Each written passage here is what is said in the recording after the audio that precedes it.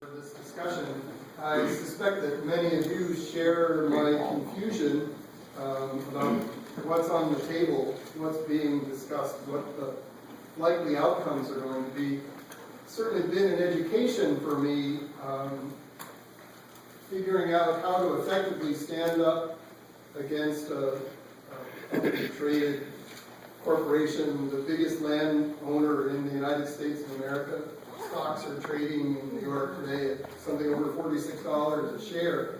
I'm an environmentalist and ecologist. I have a long horizon. I manage forests for harvests that are going to happen in 25, 30 years. Well, Plum Creek can look out much farther than that, as they do everything they can to maximize the profits for their shareholders.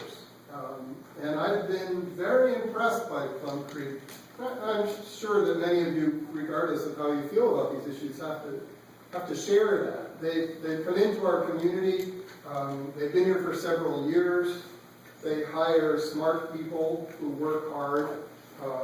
They have given donations across the county very effectively, and have convinced many people that this area, I'll show you some maps in a minute, Windsor, Rochelle, Campbell, Grove Park, Orange Heights, and Hawthorne is somehow in East Gainesville, which is a remarkable bit of geographical fiat.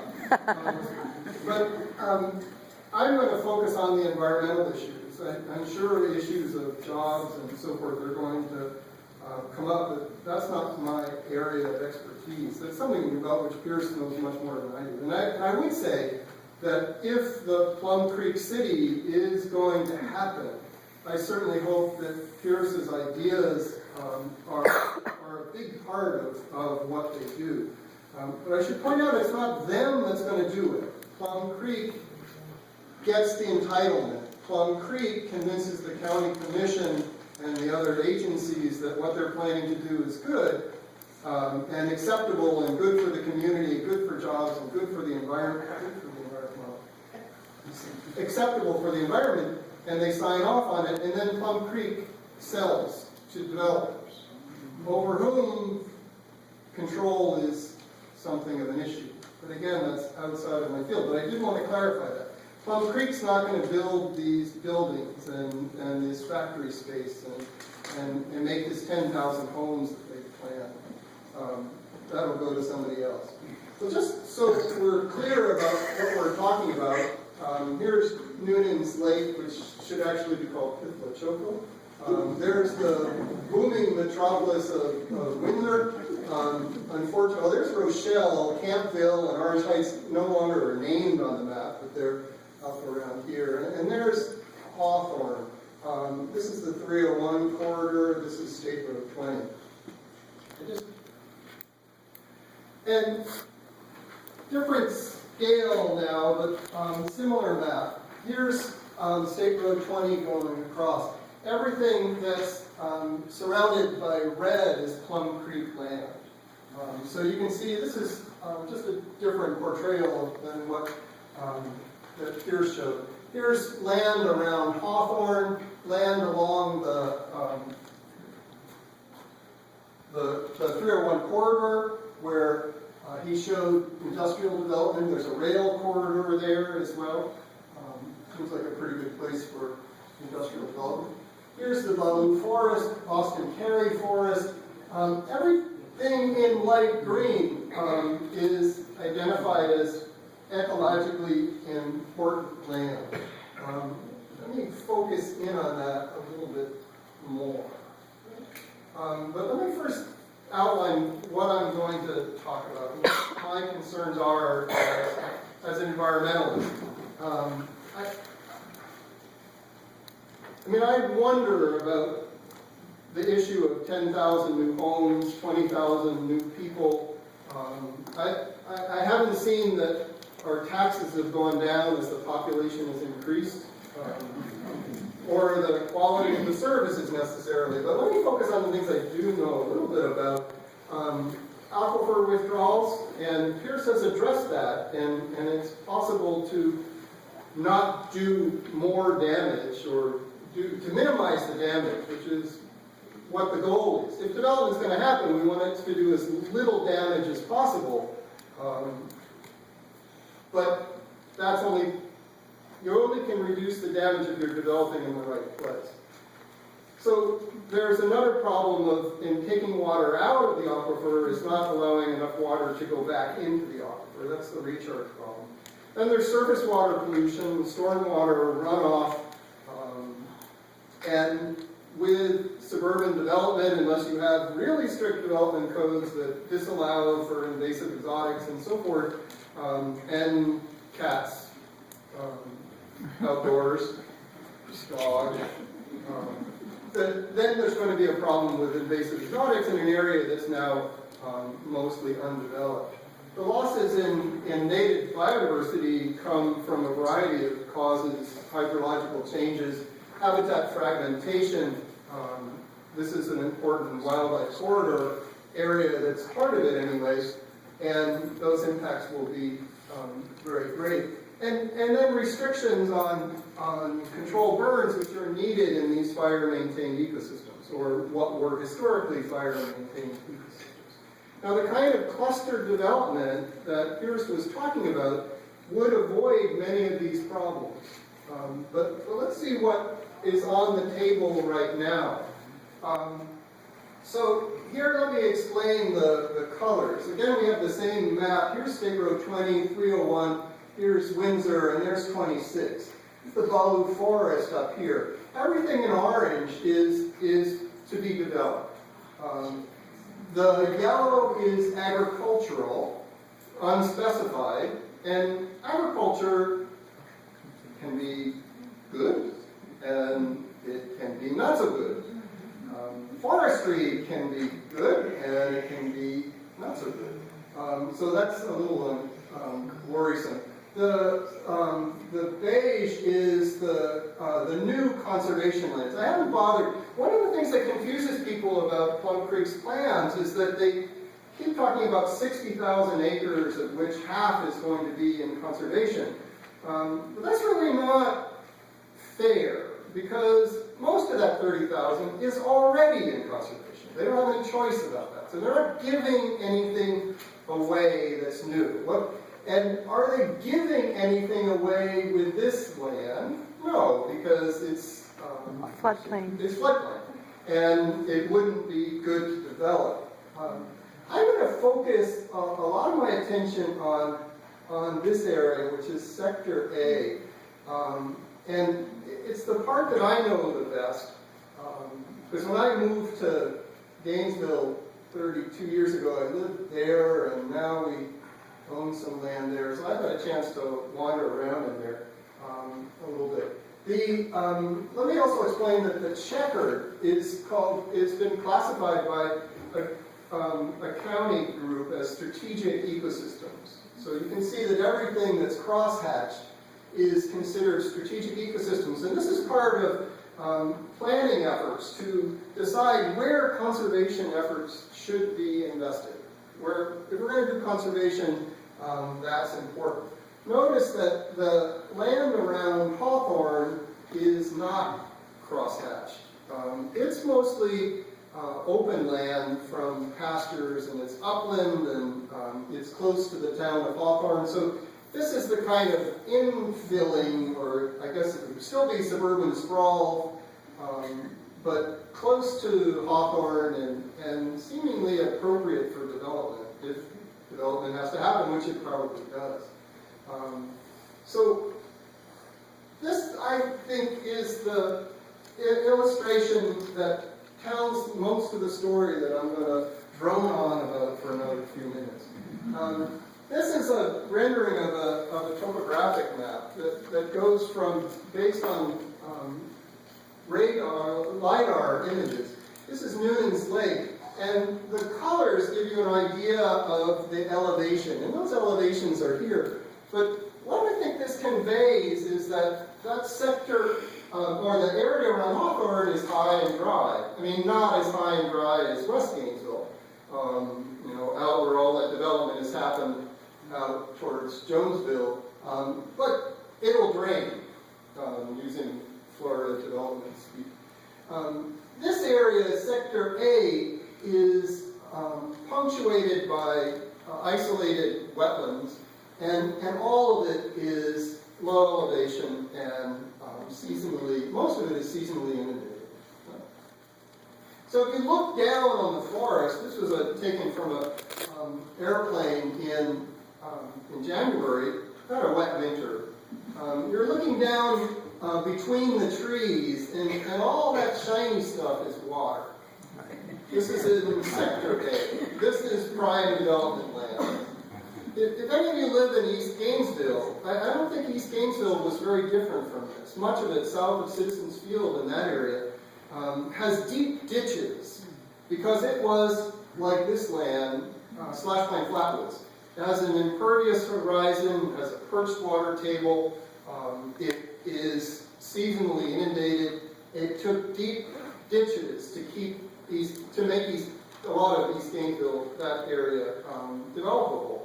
But even now, after a series of big storms, foundations are cracking and lawns are squishy, and kids play in the water in the streets and so forth. So, and that's reflected in the soils, which I'll flip through because they're soil scientists here.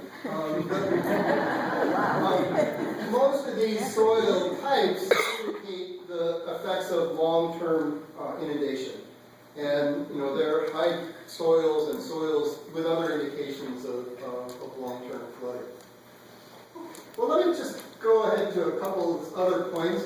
I think Dr. Jones has done a great job of clarifying how these staggering numbers might be reduced, and I would hope that the developers who buy from Plum Creek after something is approved do employ the kinds of interventions that Pete discussed. But just let me run through some numbers. At 160 gallons per day per person, Plum Creek is planning to build 10,000 homes, which I would estimate to be 20,000 people. I'm just playing with numbers just to put it in perspective. 3.2 million gallons per day that comes out of the aquifer. That's drinking water. Now that can be reduced if they can enforce regulations against irrigation with potable water. That would be fantastic, and this number could decline. Note that Pierce was giving numbers per home, per meter, and this is statewide averages per capita.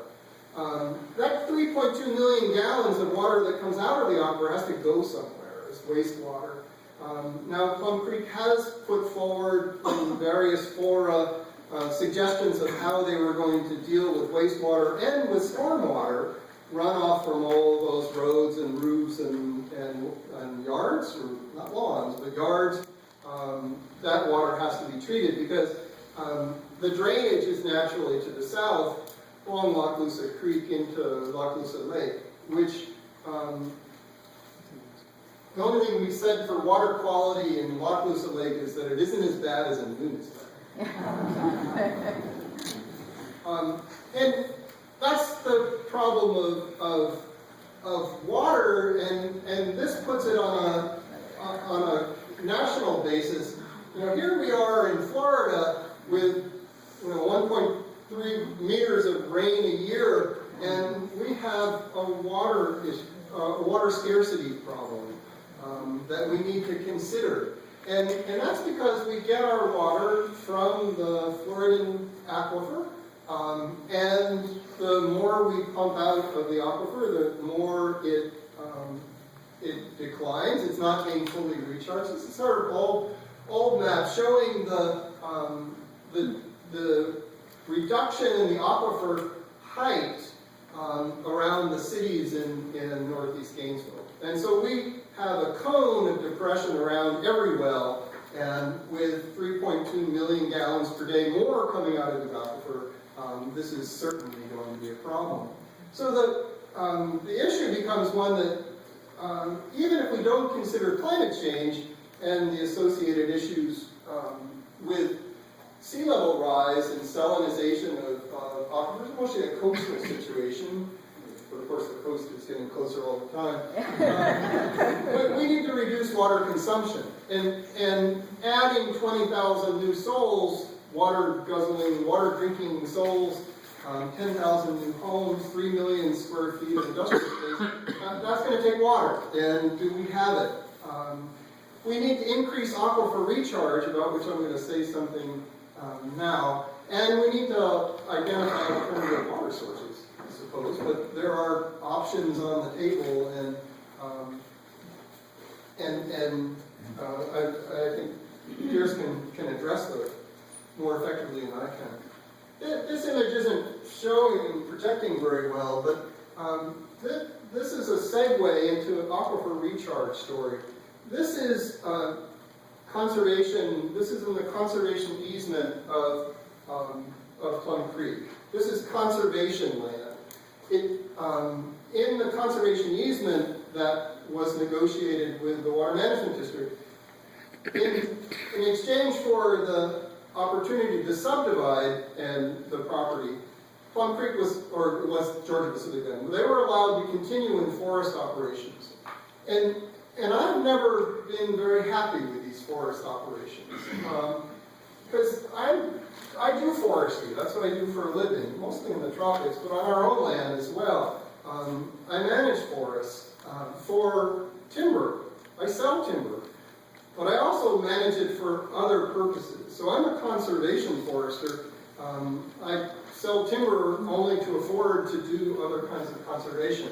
But in this kind of forestry that's practiced on the conservation lands that Plum Creek runs now, remember it's a forest company until development becomes possible.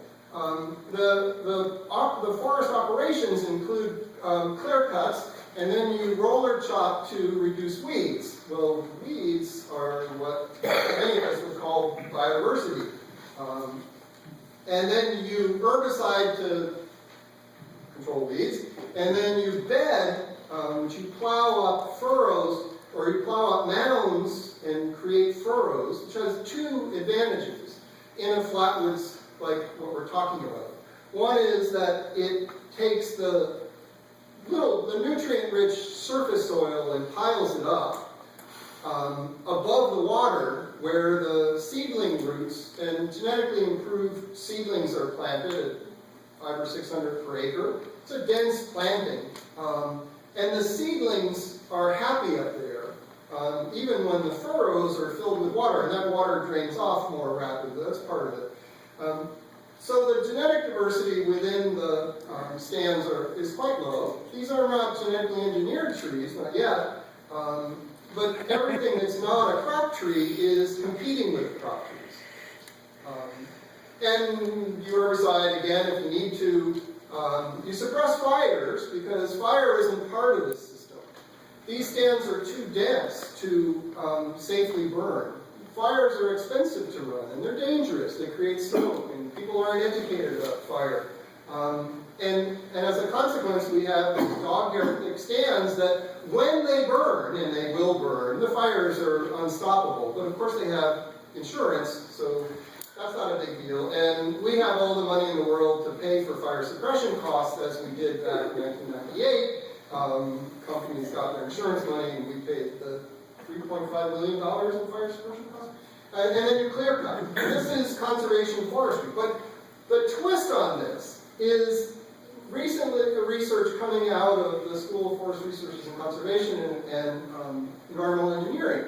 And they've been doing mostly a meta-analysis of the water balance of plantations and more natural stands, where you could still harvest, but at a longer cutting cycle, longer rotations. This is multiple age. You could probably harvest for a chip and saw operation, so you get some pulpwood, but you'd be really managing for saw timber, high-quality saw timber, as compared to a stand like this, where you might get some 2x4s out, but it mostly goes for pulp. And what the researchers found was that evapotranspiration, that's the evaporation from the soil and from the leaves of water on the outside of leaves, and transpiration that comes through the plants, is about 2.9 millimeters per day from one of these dense plantations, and only 2.2 millimeters per day from open stand, a more natural kind of management.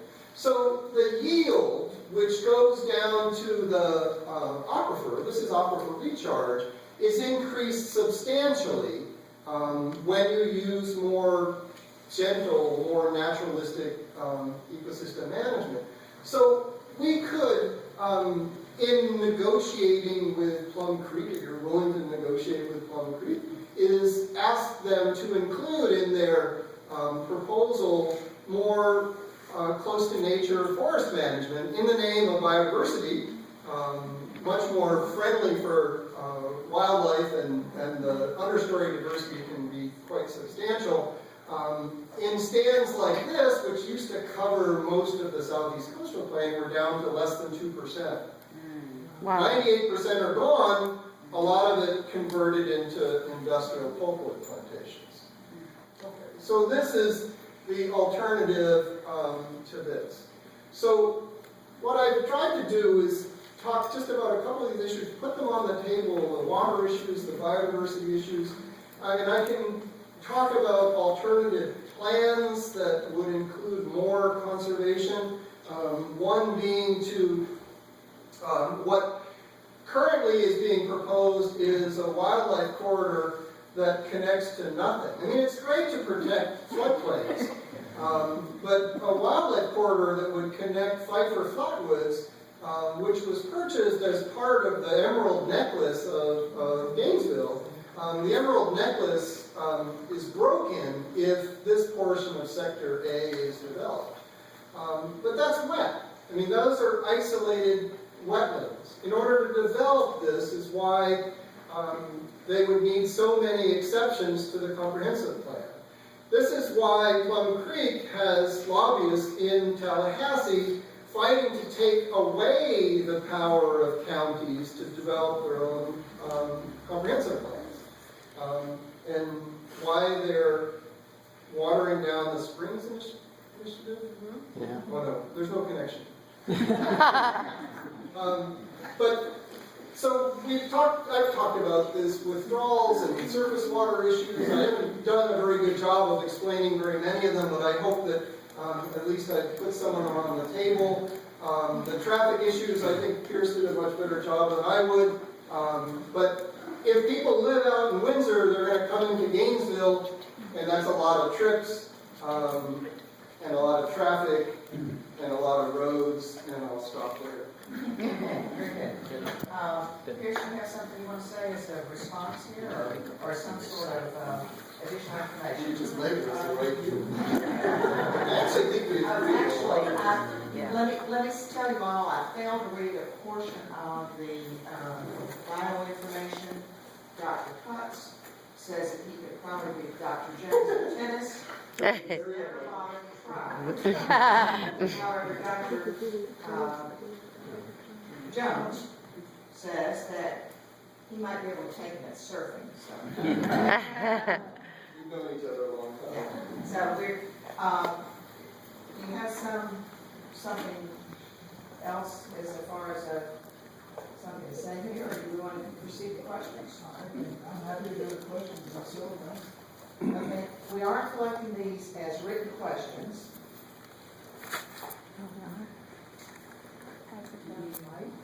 No, I can't read this one. Let me see here.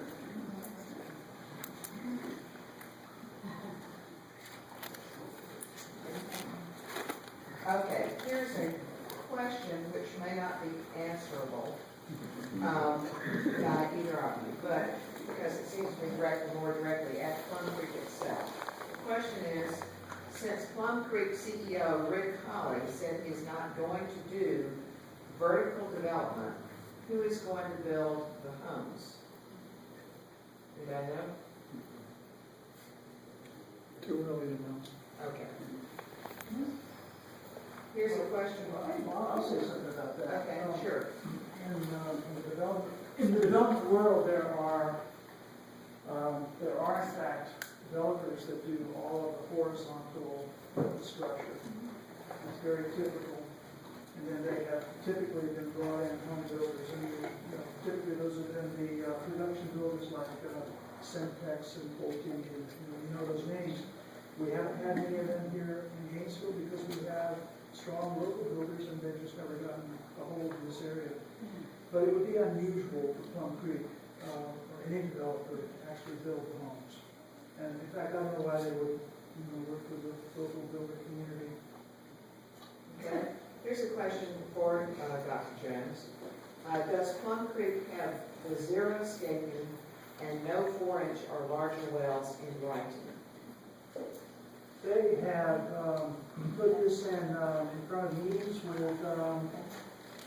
people in attendance. Those meetings include Bob McKnight and Mark Clark and Liz Lamb and Glenn Hickam. And yes, they were in writing on the PowerPoint presentations that we were showing. I didn't mean on PowerPoint. I meant, is this legal? I mean, are they actually, is that realistic? Let me tell you what's realistic. What's realistic is that there is going to be a development order. There is going to be legal language around the deal that's cut.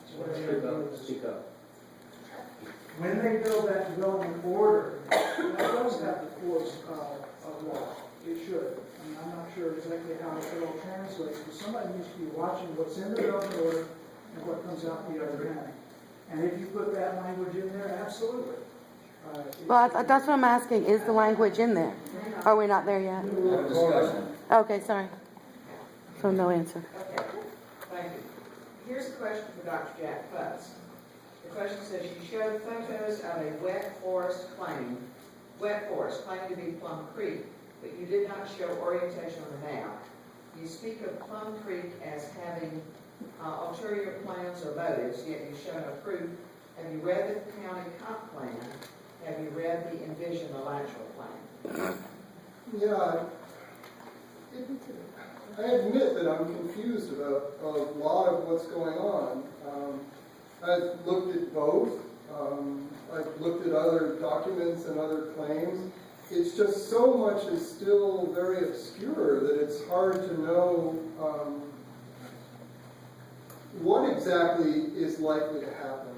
And, Plum Creek has the option of just waiting. If we elect a county commission that looks like it's not going to support their variance, their plan, they'll just table it and wait for another commission, or wait for their efforts in Tallahassee to bear fruit. And so the fundamental question comes down to, are we better off dealing with Plum Creek now, or waiting until our hands are really tied? And I think people are still, a lot of people are undecided about that. Okay. Because I didn't have the orientation on the map because I don't know how to do that. Here's something that's directed. Both speakers, there's an intro statement. Says the Plum Creek plan contains beneficial design elements for resource efficiencies, but overall the development seems to be in a terrible location, which would only encourage sprawl and negate the efficiencies. So the question for both speakers is, in your opinion, is this development sprawl? Why or why not? Do you have to tackle that? The answer that I gave in my presentation had to do with where jobs are and where homes are and where people are trying to get to. And if in fact the emphasis that Plum Creek's putting on jobs creation, if in fact that can be pulled off, then actually you would see transit to Hawthorne from those communities. And I'm not privy to understand that all that industrial area along 301, if those are real jobs, where do you think those people are going to come from? I'll tell you where they're going to come from. They're going to come from Putnam County, they're going to come from Union County, they're going to come from Bradford County, because those people are currently coming to Gainesville to work chance. I mean, we are the largest employer, we're the largest employer in Union County, Putnam County. Well, they can stop Hawthorne because there's good jobs there if that's what happens. Now, I don't work in that side of things, but I'm aware of the inland port work that's happening up in Lake City. You aware of that? And deepening of Jacksonville Port. Same thing's happening in Miami. Everybody's anticipating Panama Canal. Well, if in fact that happens and you actually had real inland port facilities in that city, and you saw that rail line connecting down through the center of the state and to the two interstates, I-75 and I-10, and even the airport, you can imagine that there would be real commercial activity, real viable commercial job activity out in that area, which is currently a pretty depressed area, since a lot of the plant closed. And I'm so sort of stuck on the concept of a port, like I said. it's an inland port, think about a rail line, straight to the port. Not an uncommon concept at all. But, and it's all, I would say that it unquestioningly sprawl. I mean, it is sprawl. We're talking about a new city of 20,000 people out in a very rural area. The development along the 301 corridor might very well happen. Would the people who lived in this community then work there? I'm trying to envision what these houses are going to look like. Are people going to come from East Gainesville and work out along 301 in Hawthorne? I mean, we have to also recognize that this would be good for Hawthorne, which is a failed state. It has a grade F school system. It can't pay for any of its needs. So having, using the facilities of Hawthorne would be good for that town. But the area in Sector A, closer to Windsor, that's in between. Would the University of Florida go out there? And if Plum Creek wants to do development and industrial development, if you do the math on 3 million square feet of industrial space, that ends up being about a square mile. And in East Gainesville, out by the airport, along Wallow Road, even by Eastside High School, there are square miles that are available for development that would require a lot less travel to get to. And would be much more likely to serve those communities that do need to be served than something stuck out in Windsor or Orange Heights. Okay, here's a question that I'm not sure either of you could answer, but if either of you could take a stab at it. What kind of manufacturing jobs will most likely be available for that area? No companies have stepped forward and said they are going to invest in Plum Creek City or whatever it's going to be called. Because I think that's really hard to say, but presumably it will have something to do with this transport corridor. And they haven't negotiated with CSX ways of using that land. Here's another question that may be a little more available to try to give a stab at an answer. Today, there's no prohibition. Y'all are doing a great job. Thank you.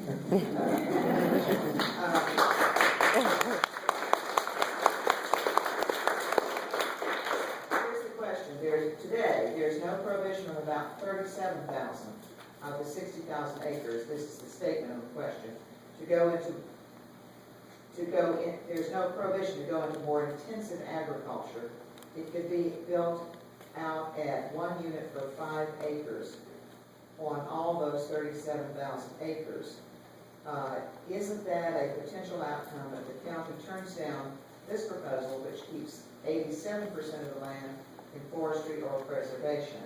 Now, I don't know about the accuracy of the 37,000 number or anything like that, but assuming that some of those acreages, a substantial portion, would be the 1 unit for 5, what can y'all say about that?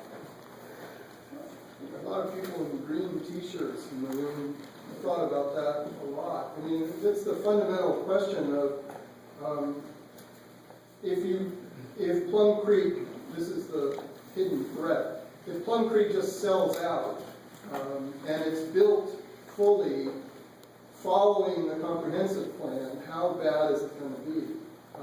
And a lot of people thinking about that and looking at that. First of all, the land, a lot of land out in Windsor's been for sale for a long time, and nobody's buying it.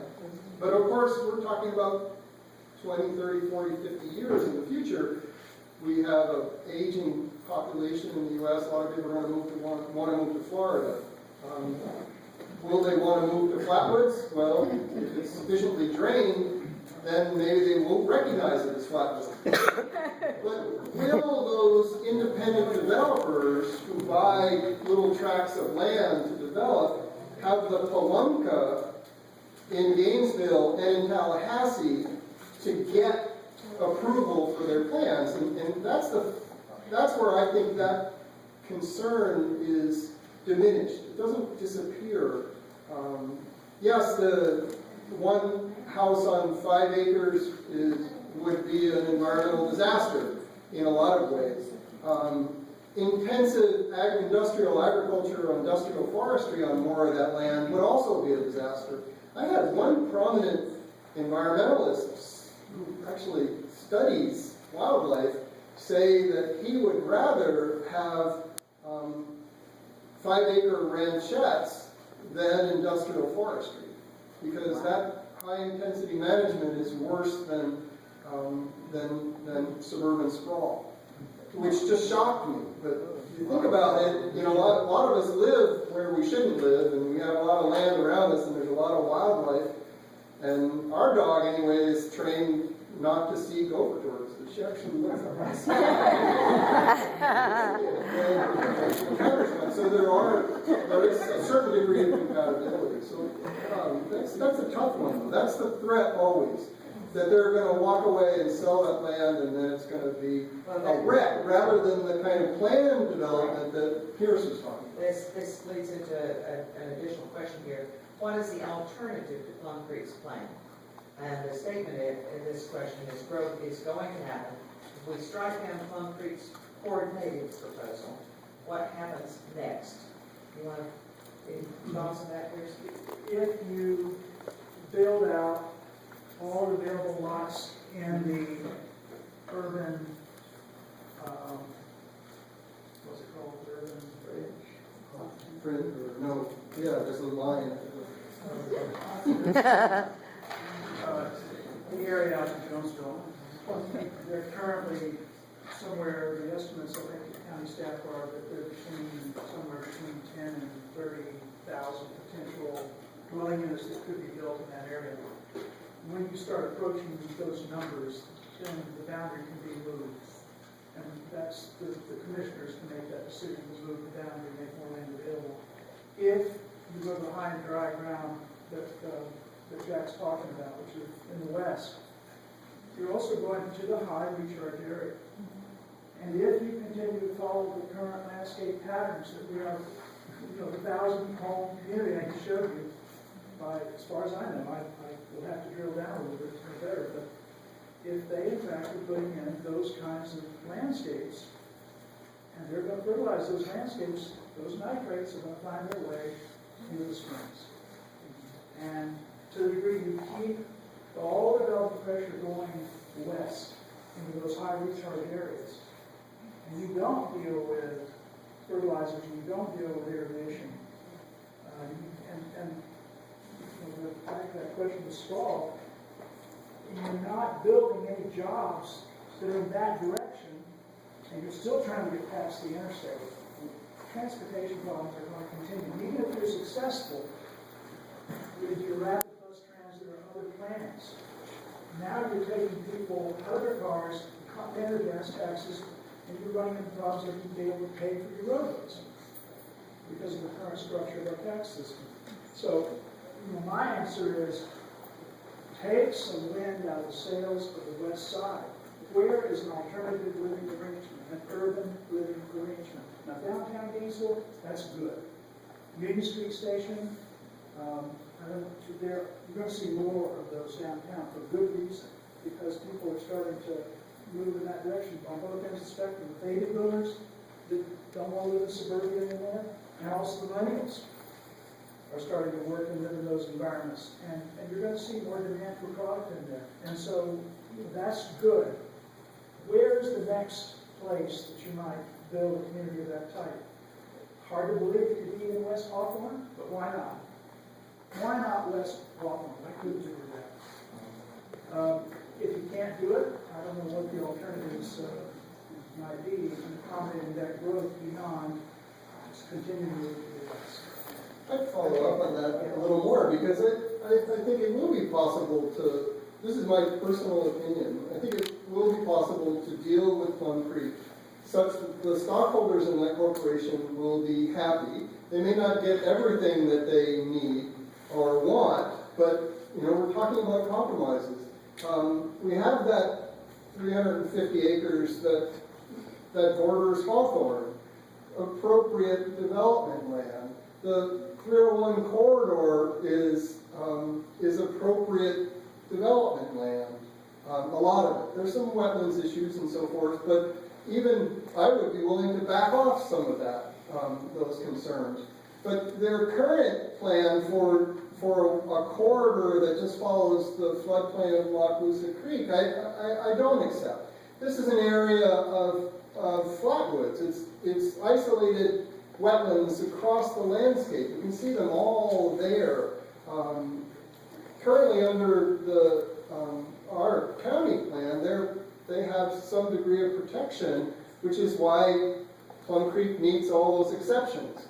What about taking this out of their proposal and concentrating their development here and here, and extending, widening the protected areas along Alachua Creek, so that they truly protect the wetlands that feed that creek system. These are compromises. There's nothing magical about this. This isn't based on a whole lot of science. It's just saying, well, here's Viper Flatwoods. You want a wildlife corridor and a biodiversity enhancing mechanism connected here. Also have that along the creek, because you can't build along the creek anyway. So I think that there are ways of dealing with them, but they've been very smart. They haven't said to, they haven't looked at our conservation planning and said, okay, given your conservation planning, here's what we propose. They've come with, to my mind, the worst case scenario, and now they're negotiating. As long as there's pressure on them, they're in a position to negotiate. And can they make enough on this and some of this to warrant their investments? I mean, what have they already spent in Alachua County? A couple million, $3 million maybe, on grants and salaries and consultancies and so forth. But chicken feed for them, given what they can make. They aren't going to walk away from this, at least, and leaving it all in protected land. But work with the environmental groups. There's a follow-up. Okay. That's sort of on